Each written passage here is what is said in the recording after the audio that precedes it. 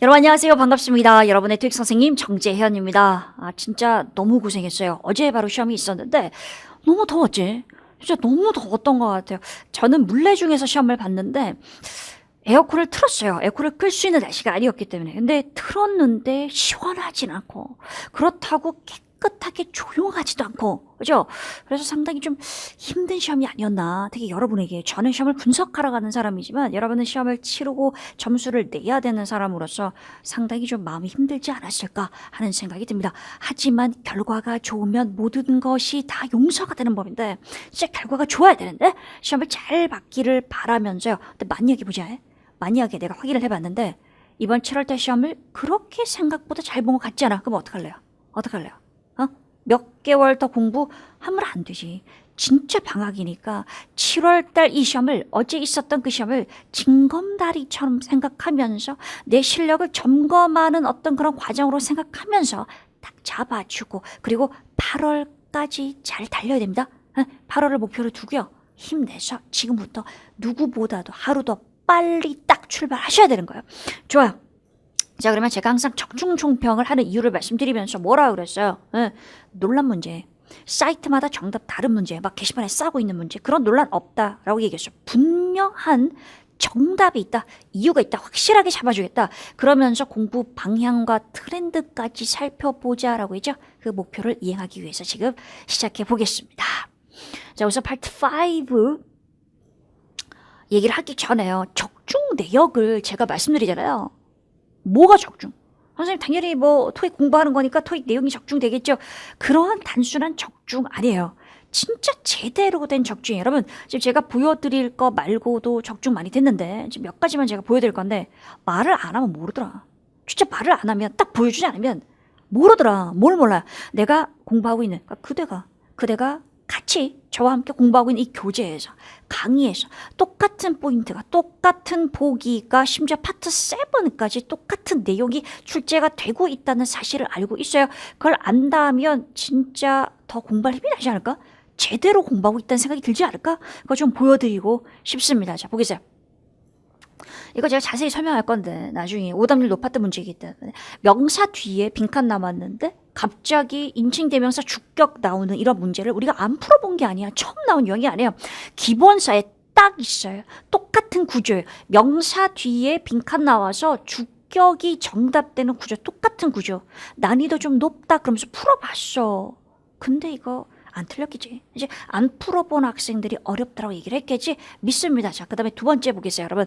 이런 거 당연히 supplier, 회사를 나타내는 여러 가지 의미의 단어들이 있다라고 얘기를 했고, 그죠? 그래서 그 단어를 쭉 정리를 했어. 그 중에 supplier였고요. 그 다음에 앞에 비동사 뒤에 부정사 나와서 hesitant 정답되는 유형이죠. 그죠? 그래서 이렇게 문제 푸는 거, 문법 문제, 어휘 문제 둘 다 나온다고 내가 분명히 얘기했었고, 강의하면서. 그죠? 여러분, 복화교재로도 공부하고 있죠. 복화교재 제가 자랑 솔직히 많이 했어요. 뭘 자랑 많이 했어요? 예문 봐라. 예문 보면 그 예문을 그냥 쓴 예문 진짜 아니다. 단순히 토익 냄새만 살짝 나는 것이 아니고 토익 시험에 가장 출제가 많이 된 그 표현을 갖다 썼다 라고 얘기했어요. 그래서 어떻게 나와요? equally important에서 equally도 많이 틀린 것 같던데. 근데 우리가 같이 공부했던 이 교재, 복화교재 예문에서 equally라는 표제어 뒤에 똑같이 important 나오잖아요. 그죠? 그렇단 말이야. 제대로 된 교재로 공부할 권리가 여러분에게 있습니다. 제대로 된 교재를 가지고 공부하십시오. 자, 그 다음 자동사인지 몰랐다. operate. 얼마나 많이 강조했는데 자동사라는 거. 이 자동사라는 거 몰라서 틀렸다는 사람 많았거든요. 그죠? 자, 근데 보시면 우리가 실전 천재에서도 풀었었고요. 그리고 적중특강 문제에서 똑같은 구조, 전치사 보이죠? 전치사구 보이죠? 앞에 자동사 들어가는 문제로 풀었었어요. 처음 나온 문제 아니라는 거예요. 정리가 좀 필요하게 틀렸다면, 그죠? 그 다음에 whichever 이거 많이 틀렸잖아. 왜 와서는 안 되냐 이런 얘기를 하는데요. whichever의 구조와 의미를 알고 있다면 똑같은 구조. 여러분, whichever를 설명한 문제들, 그 교재들 꽤 있습니다. 그러나 똑같은 구조의 문제를 풀어봐야 될 거잖아요. 이제 똑같은 구조의 문제를 우리 풀어보는 거 여기 그대로 나와 있고요. 만약 위치가 약하다면 기본서든 여단하든 들어가셔가지고 문제 풀어보셔야 돼요. 자, 그 다음에 attribute 이런 단어도 마찬가지예요. 그죠? 당연히 어휘서니까 어휘서에 그 표현이 그대로 나와 있는 걸 볼 수가 있습니다. 자, 그래서 적중 제가 가볍게 몇 개만 말씀을 드렸고요. 만약 여러분께서 내가 어떤 부분을 공부했는데 어떻게 적중인지 좀 자세하게 알고 싶다라고 한다면 문서로 만들어서 볼 수 있도록 그렇게 제공할게요. 혹시 원하시면 게시판에다 그렇게 적어주세요. 정재현 선생님 게시판에 좋아요 그렇게 올려주시면 적중 내역을 좀 자세하게 볼 수 있도록 공유하도록 하겠습니다. 좀 공유를 하자 우리. 이제 공유를 해서 서로 알고 서로 좋아하고 서로 정답 맞추고 나도 좀 그죠? 정재현 선생님도 많이 보람 느끼고 뿌듯함을 느끼고 그랬으면 좋겠습니다. 그래야 저도 좋은 교재를 쓰고 싶은 마음이 더 많이 들고 힘이 나지 않겠습니까? 자, 그러면 이제 여러분 네 여기 뭐 여러 가지 또 적중된 내용들 이렇게 보면서 얘는 얘기를 하고 싶어요. 어제 시험에 나왔던 거 혹시 파트 7 문제 여러분 기억하는지 모르겠어요. 200번 문제인데 학교를 함께 다녔다가 정답이었거든. 그래서 제가 두 인물의 관계를 묻는 문제가 출제가 많이 되는데 그 알고리즘이 시험에 출제되는 심지어 더블도 트리플도 그 알고리즘이 반복된다 그랬어요. 그래서 그 반복되는 알고리즘을 예로 들어가지고 우리가 어디에서 강의 노트에서 그리고 복습 노트에서 문제를 함께 풀어봤고 실제 기본서에서도 설명을 딱 해놓은 내용이 그대로 알고리즘이 그대로 나온 거죠 여러분. 그죠? 자 기본서에서 보시면 이렇게 된 거잖아요. 뭐냐면 두 사람이 함께 고등학교를 다녔음을 알 수 있고 이메일에서 during high school days라고 나왔고 기사문에서 똑같이 같은 학교를 다녔다. 라는 이런 내용이 나와 있었고 그죠? 마찬가지로 여기서도 기사문하고 그리고 이메일에서 우리 학교 시절에 라는 내용이 나왔고 그 다음에 첫 번째 지문에서 무슨 학교를 다녔다라는 내용이 나왔고 그래서 연결해가지고 결국 학교를 같이 다녔다는 내용 그죠? 그러한 알고리즘을 여기도 제가 적어 놓았으니까 어디에 우리 그래요 기본서에 그냥 쓰여져 있는 글씨를 기본서는 원래 뭐가 많이 쓰여져 있으니까 그거 넘기지 마시고 이렇게 나와 있는 예문 같은 것들은 꼭 봐주셔야 되겠다. 그걸 다시 한번 말씀드립니다. 그죠? 제가 강조하는 알고리즘이 뭔지 알지? 어떤 상황이 반복되는지 제가 얘기를 해주잖아요. 그죠? 그런 것들 그냥 넘기지 말고 요렇게 되면 요게 정답이고 하는 표현들을 좀 기억을 해주면 좋겠어요. 좋아요. 자, 이 정도 얘기하면서 이제 또 논란 문제, 또 트렌드를 좀 잡아보죠. 파트 5입니다. 문제 구성은 전혀 특별할 것이 없습니다. 문법 똑같아요.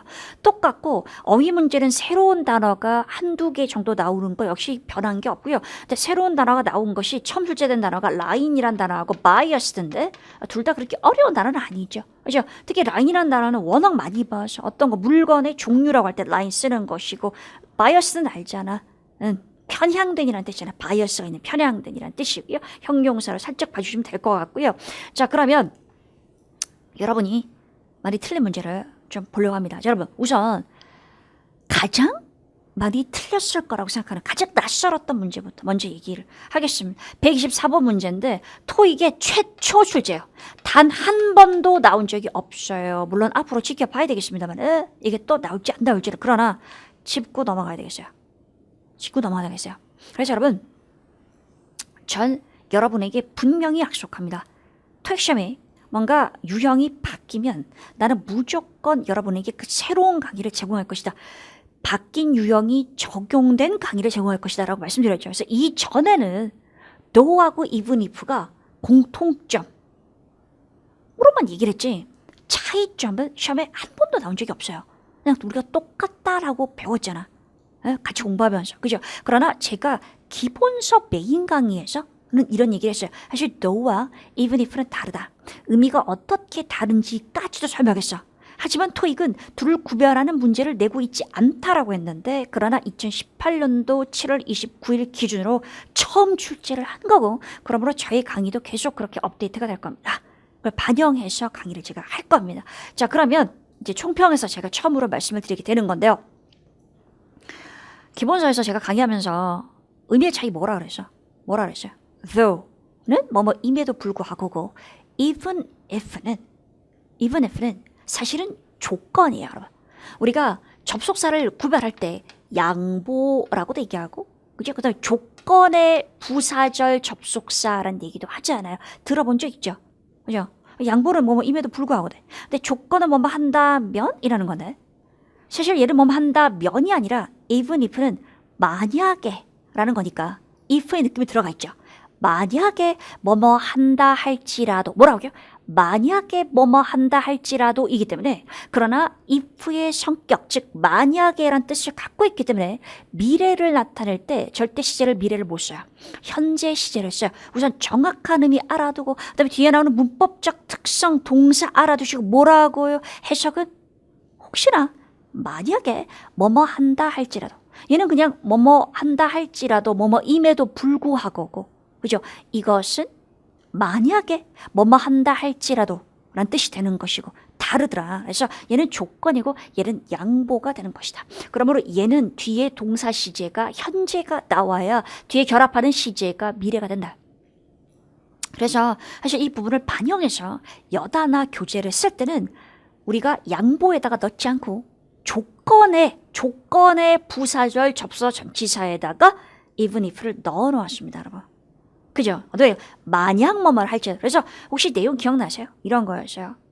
비가 내일 오지 않는다 할지라도 텐트는 설치될 것이다. 이거든요. 그죠? 그래서 비가 내일 오지 않음에도 불구하고가 아니라 조건이니까 미래에 있을 거니까 앞으로 만약 뭐뭐 한다 할지 않을지라도 라는 의미에서 그래서 정답이 even if가 되는 거죠. 여러분 무슨 뜻이라고요? even if가? 만약에 뭐뭐 한다고 할지라도 라는 뜻으로 기억해 주고요. 그래서 사실은 조건을 나타내는 의미다 라고 기억을 해주시면 딱 될 것 같아요. 넘어가겠습니다. 정리됐어요. 좋아요. 두 번째입니다. 자, 명사 뒤에 빈칸 나와서 이렇게 대명사 주격이 정답되는 문제를 우리가 분명히 기본서에서 학습했어요. 학습했지만 아직도 좀 헷갈린다면 다시 한번 정리하겠습니다. 포인트는 뭐였어? 그렇지. 명사 뒤에 원래 주어하고 동사가 나와가지고 주어 동사가 앞에 명사를 꾸며서 어떻게 해석? 주어가 동사는 명사라고 해석하려면 뭐가 필요하지? 관계대명사가 필요하잖아. 뭔가 절 같은 형태가 앞에 명사를 꾸미려면 관계대명사가 필요하죠. 근데 관계대명사가 생략 가능하다 그랬잖아. 뭐가요? 목적격, 관계대명사, 목적격은 생략 가능하기 때문에 결과적으로 뒤에 주어 동사 나오고 목적 없을 때 주어가 동사하는 명사가 될 수 있다라고 얘기했어요. 그래서 시험 문제가 이렇게 나온다 분명히 얘기를 했었고 어떻게 해요? concerns, 걱정거리가 되는 건데 그러면 걱정거리, 어떤 걱정거리냐? 우리가 plan to discuss 목적 없잖아. 그죠? 우리가 논의하고자 하는 걱정거리들 이렇게 되는 거잖아요. 마찬가지로 보시면 consider 답에 목적 없단 말이에요. 그래서 그것이 고려하는 생각하는 회사들 그것이 뭐뭐라고 생각하는 회사들이 된다라는 거죠. 다시 뭐라고요? 명사 뒤에 빈칸 나와요. 잘 봐줘요. 형태를 봐줘야 어떤 형태요? 이게 유형이죠. 명사 뒤에 유형은 무조건 단순해야 되는데 그 다음에 빈칸 나오고요. 그 다음에 동사가 나오죠. 이 상태에서요. 이 자리에 뭐가 들어갈 수 있다고요? 인칭대명사 주격이 충분히 들어갈 수 있다는 거지. 이런 게 정답될 수 있다라는 거지. 조건은 뭐라고? 동사 뒤에 목적 없는 상태에서 이가 바로 꾸며줄 수 있다라는 거죠. 주어가 동사하는 명사. 이해됐어요? 좋습니다. 그래 여러분 진짜 이 말 하고 싶어. 왜 또 틀리냐고 왜. 예전에 시험에 나왔고 그래서 출제가 된 유형이고 제가 수업 시간에 잡아준 유형인데 또 틀리냐면 지금 선생님 틀린 것도 기분 나빠 죽겠는데 저한테 뭐라고 하시는 겁니까? 라고 하면 그렇죠. 제가 마음이 좀 아파요. 근데 그럼에도 불구하고 이렇게 얘기하는 것은 복습을 안 하기 때문에요. 학습했던 것을 물론 아예 안 배운 경우는 할 말이 없지. 그지? 근데 학습을 했는데 틀렸다면 복습을 안 하기 때문입니다. 복습해 주십시오. 여러분이 시험 보면서 이거 어렵다 하는 수많은 그러한 내용들이 사실은 출제가 됐었고 그걸 다 정리해서 고난도 유형으로 수업 시간에 정리를 하고 있습니다. 보겠습니다. 말해줘. 이거 시험 문제 푼 사람들 whichever 정답 제대로 한 사람 말해줘. 구조가 혹시 기억해요? return 반품해야 된다. 그럼 반품하다 뭐가 필요하는? 목적어가 필요하잖아. 그지? 근데 빈칸 이하에 주어 동사가 있었고 주어 동사 앞에 또 명사 샘플이 있었어요. 그죠? 이게 어떻게 되는 것이냐? 자, 내가 뭐라 그랬어? whichever란 단어가 바로 뒤에 명사를 꾸며줄 수 있다라고 얘기하면서 의미까지도. 이런 문제 풀 때 의미를 아는 건 되게 큰 도움이 돼요. 왜? 딱 읽었을 때 아하 싹 들어오거나 위치에버가 너무 자연스럽게 의미가 들어오거든요. 뭐라 그랬죠? any 의미적으로는 그 어떤 명사라도 뭐라고? 그 어떤 명사라도 하고 똑같다 그랬죠. 다시요. whichever 명사는 의미적으로 any 명사 같다 그랬어요. 하지만 관계대명사가 붙어있는 거나 마찬가지여서 명사 뒤에 관계대명사 대수를 붙여주고 그 뒤에 나오는 주어 동사가 어떻게 되겠어요? 앞에 명사를 꾸며주게 되는 구조다. 이거 왜 알아 그랬거든. 기억합니까? 만약 외웠다라고 한다면 보겠어요. 자 봐요. 이런 거죠. 어떤 샘플들이든지 라고 해석이 딱 any가 들어가가지고 해석이 되고 그래서 당신이 구입한 어떤 샘플이든지 즉시 return 반품하셔야 됩니다. 완벽하잖아요. 그죠? 자, 근데 여러분 사실 이 샘플들이라고 제가 말씀드렸습니다만 정확하게 말씀드리면 샘플은 앞에 걸 받는 거여서 once로 시험에 나왔었지. 기억해요? 그래서 우리가 which one 들어봤죠? 어떤 거. 여러 개 중에서 어떤 거라고 말할 때 which one이라고 쓰죠. 그래서 whichever ones도 가능한데 what이란 단어는 뒤에 명사를 꾸밀 수는 있지만 그러나 what one이라고 말하지 못해요. 왜? what은 뭔가 정해지지 않은 여러 개 중에서 무엇을 말하는 것이기 때문에 one은 개수가 정해진 느낌에서 어떤 거라고 말할 때 쓰는 거라서 그때는 which나 whichever를 써야지 what을 쓸 수는 없어요. 그래서 what one이라 what ones란 말은 불가능해요. 그걸 기억해 주고요. 그죠? 따라서 의미적으로도 맞고 문법적으로도 맞는 whichever가 정답이었더라. whichever가 어떨 때 쓰는지 구조가 어떤 건지 any가 들어갔을 때 어떻게 해석되는 건지까지도 봐줘야 틀리지 않을 수 있겠다. 그래서 이게 약한 사람은 기본서 207페이지에 나와 있는 문제를 풀어보세요. 207페이지에 있는 딱 문제입니다. 확인해 주시고 기본서 있다요. 맞지? 그래서 다시 한 번 더 똑같은 포인트의 문제지만 다른 단어로 구성되어 있는 문제를 한번 풀어보고 정리하는 것이 필요하겠습니다. 좋습니다. 자, applied 라는 단어를 모르면 이 문제 틀릴 수 있어요. 근데 사실 논리는 똑같아요. 자, 여러분 혹시 이거 기억하는지 모르겠어요? 제가 적중특강에서도 얘기하고 수없이 얘기했었는데 recognize 그 뜻이 인식하다 말고도 인정하다. 그지? 그래서 이게 인정을 받을 것입니다. 상을 받을 것입니다. 라고 설명하면서 뭔가 좋은 일이 일어나 상을 받다, 인정을 받다, 칭찬을 받다 이런 것이 나오고 그 다음에 이유가 나오게 되면 왜 상 받는 이유가 있을 수 있잖아. 칭찬을 받는 이유가 있을 수 있지. 그럼 그 이유 앞에 뭘 쓴다고 그랬어? for를 쓴다고 했어요. 똑같은 거야. applaud가 무슨 뜻일까요? 박수갈채를 치다. 칭찬하다는 뜻입니다. 그래서 누군가를 칭찬했습니다. 리더십 때문에 뭐라고 이게 칭찬하다든 상을 주다든 그죠? 뭔가 좋은 걸로 해서 좋은 이유로 뭔가를 한다라가 되면 그 이유를 쓸 때 뭘 쓴다고? for를 써서 이유를 나타낸다. 그걸 기억해줘. 그러면 다른 여러 단어에도 적용해서 문제를 풀 수 있다는 것이 포인트. 오키도키 넘어갈게요. 자, 여러분 이거 좀 다 보세요. 이런 거 정리해줘야 돼. 정리해줘야 돼. 보이시죠? 4가 정답이었던 문제. 그 다음에 4 앞에 얘가 정답이었던 문제. 뭔데 이거? 상을 받다. 응? 지명되다. 뭐죠? 인정받다. 다 좋은 이유. 뭐뭐 때문에 4 정답. 기억할 수 있겠지 이제? 그래요. 넘어가겠습니다. 적중특강도 마찬가지고요. 똑같은 포인트로 문제를 여러 번 풀었습니다. applied 기억해주고요. for 기억해주고요. 오기도기 넘어갑니다. 자, 이 문제야. 이번에 파트 5는 솔직히 말해서 정말 너무 어렵다 라고 할 만한 문제는 이거 낯선데 많이 틀었을 것 같다는 문제는 아까 처음에 얘기했던 though하고 even if 말고는 없어요. 되게 차갑게 하는 얘기지만 솔직히 나머지 문제들은 다 여러분이 풀 수 있는 문제입니다. 풀 수 있는 문제입니다. 자, 보겠습니다. 이것도 왜 형용사를 답으로 했는지가 이가 딱 가. 명사 앞이었지 윅사 앞이었어. 혹시 기억해요? 명사 앞이니까 당연히 형용사 딱 찍었는데 선생님 왜 틀렸는지 모르겠습니다 하는 사람들은 빈칸 앞을 무시했어요. 빈칸 앞하고 분명히 목적어 나왔었는데 그 다음에 부사 아니 형용사죠. 형용사 명사가 연결 안 됐을 텐데 그냥 무시하고 아예 모르겠다 연결 안 되지만 어쨌든 명사 앞이니까 형용사 해야지 라고 했을 거야. 중요한 포인트 보겠어요. 우리말로 내가 떠났는데 그 떠나기 수일 전에 김씨를 만났다를 영어로 한다면 어떻게 하면 될까요? 내가 만났다 김씨를. 그 다음에 내가 떠났다 전에 만났으니까 before를 쓰겠지. 그치? 근데 단순히 전이 아니라 수일 전이라고 표현한다면 기간을 쓰려면 얼마의 기간 전이라고 표현하려면 before 전이란 말 앞에 기간을 쓰는 거예요. 그래서 수일 정해지지 않았기 때문에 days라고 쓰는 거죠. 마찬가지로 수주 전에는 weeks before이 되는 거예요. 그래서 여러분이 이걸 아셔야 돼.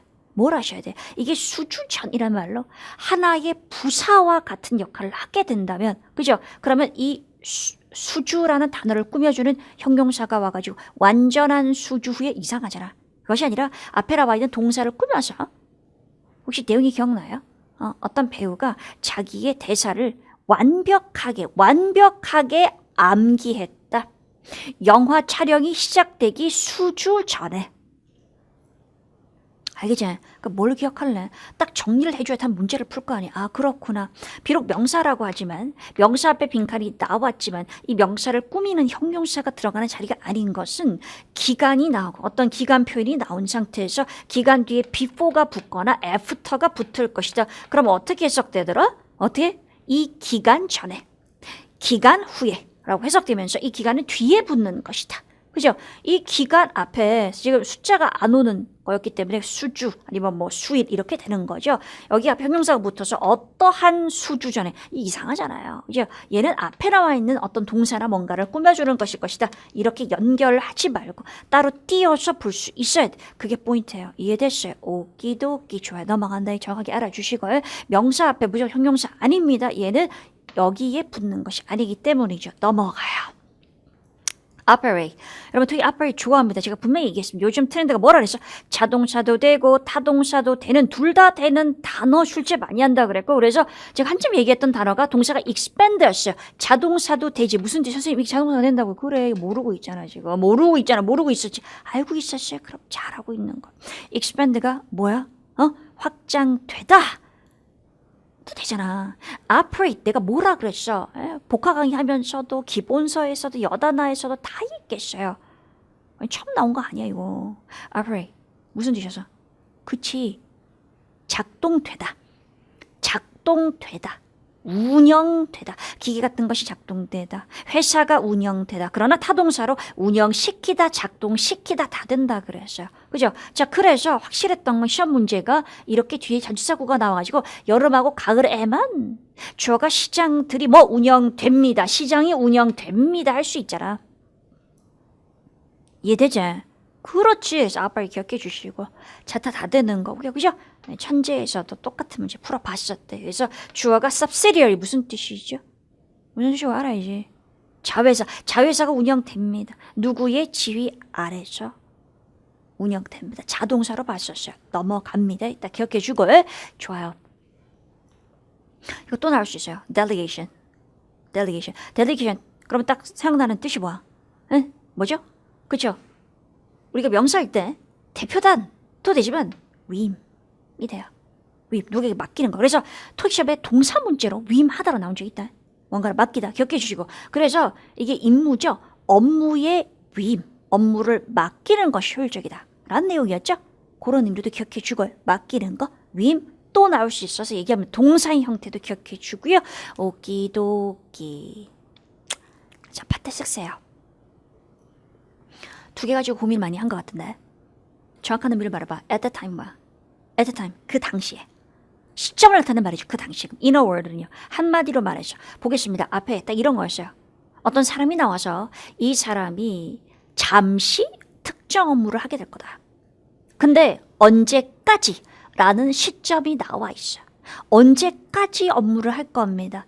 그때 at the time 그 끝나는 그 시점에는 원래 업무로 복귀할 것입니다. 아하, 그래서 어떤 시점이 앞에 나와주면 그 시점을 받아가지고 at the time 그 시점에 라고 하는 것이 너무 자연스러워요. 근데 어떤 분은 이거 in a word는 한마디로란 얘기인데요. 아니 언제까지 공부를 할 거고요. 한마디로 말하자면 다시 복귀할 겁니다. 말되는 거 아닙니까? 오, 좋은 생각이에요. 좋은 지적. 왜 깔리는지 이해했어요. 근데 잘 보세요. 한마디로 말하자면 요약이죠.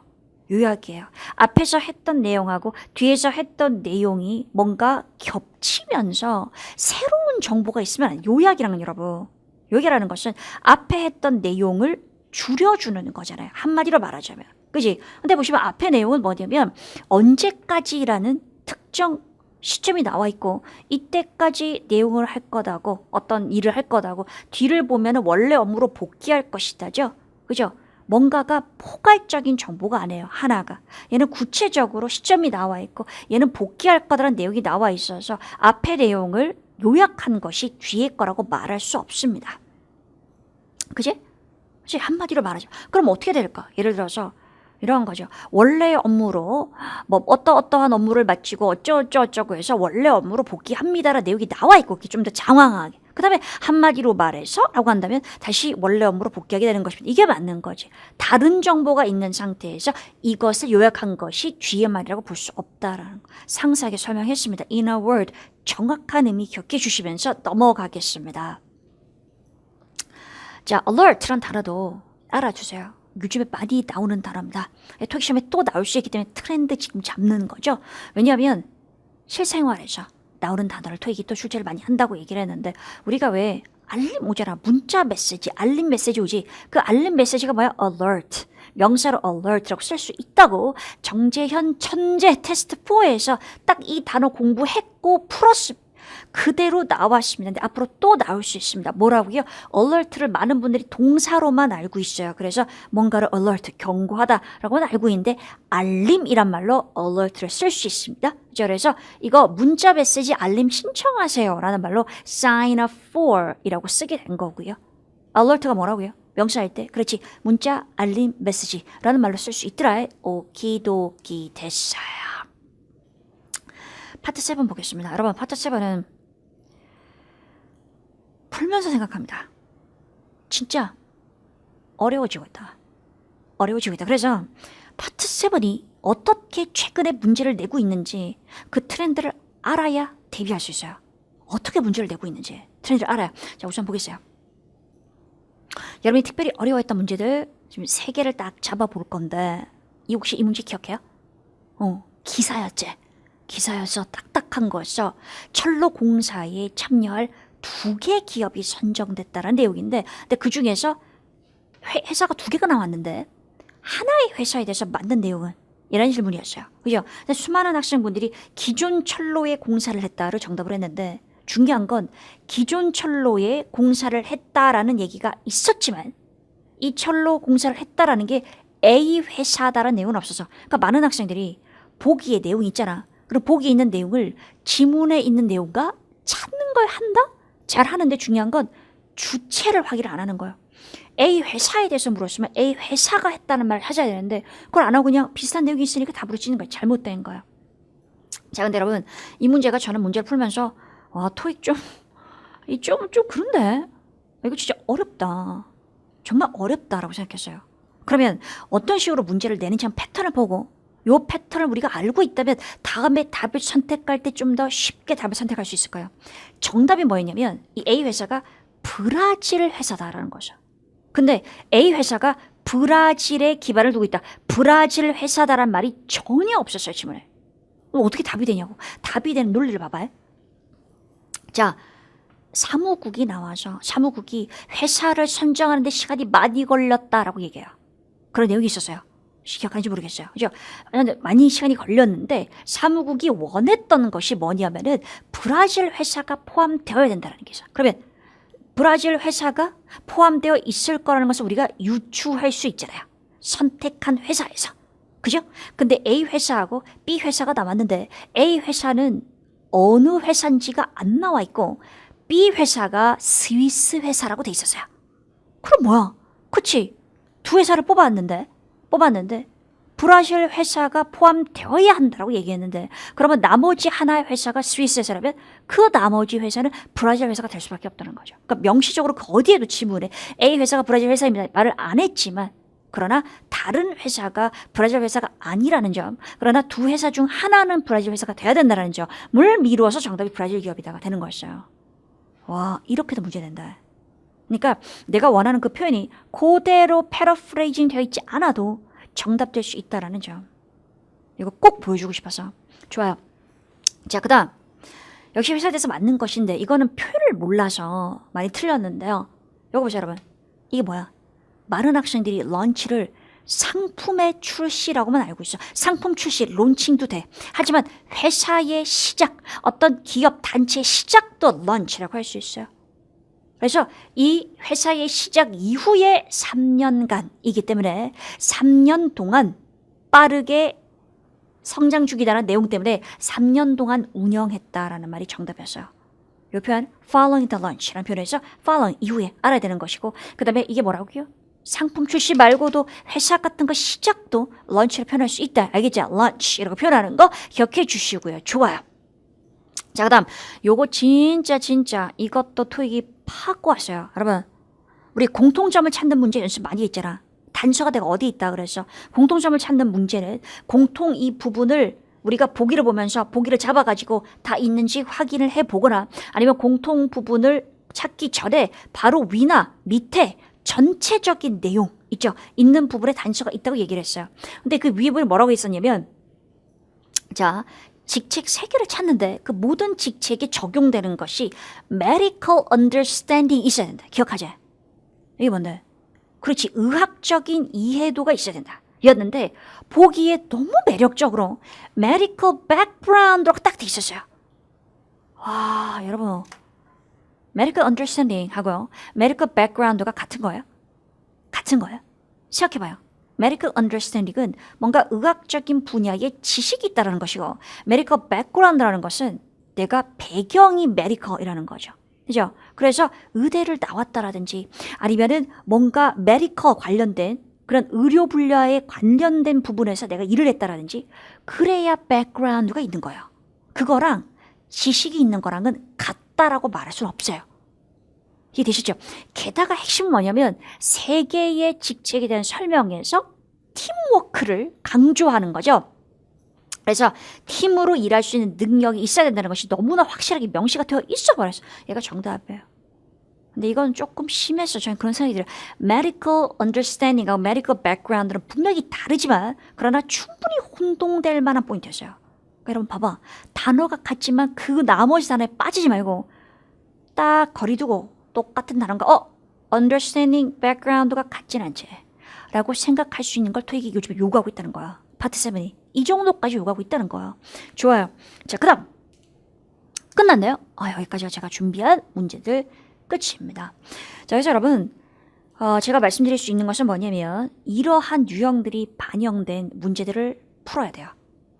그게 제대로 된 실전 문제예요. 그래서 그런 제대로 된 실전 문제, 이런 것들을 반영한 문제를 계속 저희 연구소에서 만들어내고 있고 그것을 수업 자료로 제가 드릴 겁니다. 그래서 제가 강조하는 것들, 그 다음에 적중 특강에서 말씀드리는 것들, 그런 것들 좀 잘 풀어주시고 잘 가져가시면 좋겠습니다.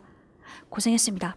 7월달 이렇게 마무리합니다. 그리고 8월은 벌써 시작됐습니다. 8월에 진짜 토익을 완전히 끝내고 2년 동안 토익을 쳐다도 보지 않기 위해서는 열공하셔야 되겠죠? 저와 같이 내가 하라는 대로만 믿고 따라오시면서 파이팅! 저는 그러면 또 수업 시간에 뵙겠습니다.